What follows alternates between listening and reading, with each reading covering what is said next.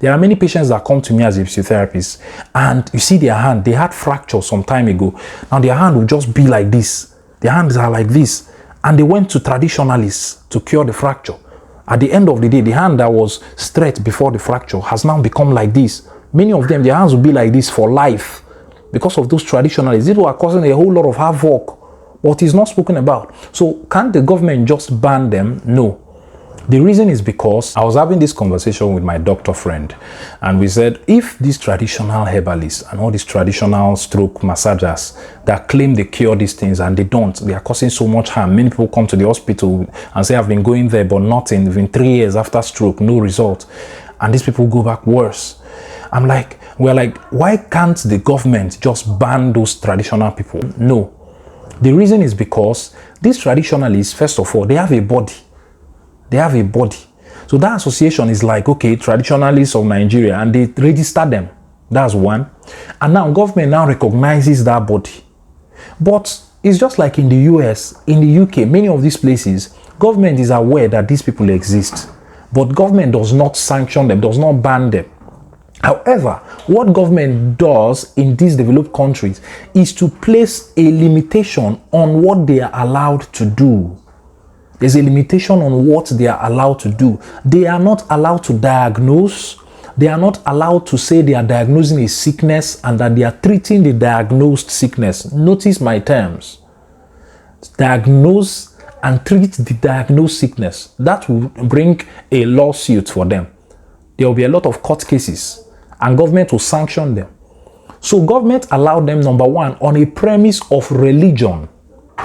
So they are going through the spiritual healing aspect, religious healing, faith healing. That is a premise that government allows them to operate.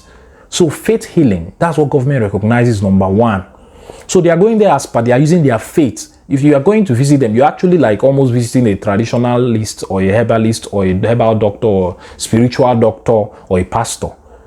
So government allows that premise, but it should tell you something. It should tell you, okay, these people are not even recognized to diagnose and treat. So you are going there on your own risk. It's just like going to a spiritualist in an evil forest. That's as good as what you are doing. Then secondly, they have affiliation with culture. They have cultural affiliations. So many of them are operating as people that are connected to culture.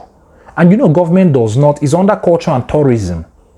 Yeah, so government acknowledges culture and tourism. So in that regard, government cannot just say stop operating, because what they do is tied to culture. I don't know if you get what I mean. It's connected. Yeah, so government has to like, okay, you guys shall operate, but it's culture you are doing. So if you see them doing what they are doing it in the guise of culture. It's a cultural thing to use this herb, to use the other herb. I'm saying this so that you understand why they are still operating. But if you think the reason they are still operating in Nigeria and globally is because they really cure sickness and they've been confirmed that what they do cures sickness, let me tell you, one of the things many Ijaw massagers or herbalists do is what we call bloodletting, right? So they use razor blades and they cut open an injury or anything, arthritis, whatever, and they allow blood to flow out. But do you know what that is? This is a practice that was suspended and banned over 500 years ago. I'm talking 15th century, 16th century. That was the last time European countries' medicine did bloodletting, because it is not effective. They believe that everything you suffer from is because of bad blood. I believe that arthritis, which is as a result of wear and tear, arthritis that happen because you are using a body part frequently. Just like my slippers, if I'm wearing it frequently, the back will be commoting. They say arthritis is because of bad blood. Malaria, bad blood. HIV, bad blood. Everything that you come to them for is bad blood. So they will use razor and cut it so that bad blood will flow.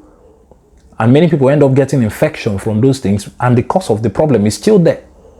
So if you think they are existing because they are solving problem, you are missing the point. They don't exist because they are solving problems. They exist because they claim they are associated with culture and because they are under faith healing and religious healing. Not because what they do works. Do you understand?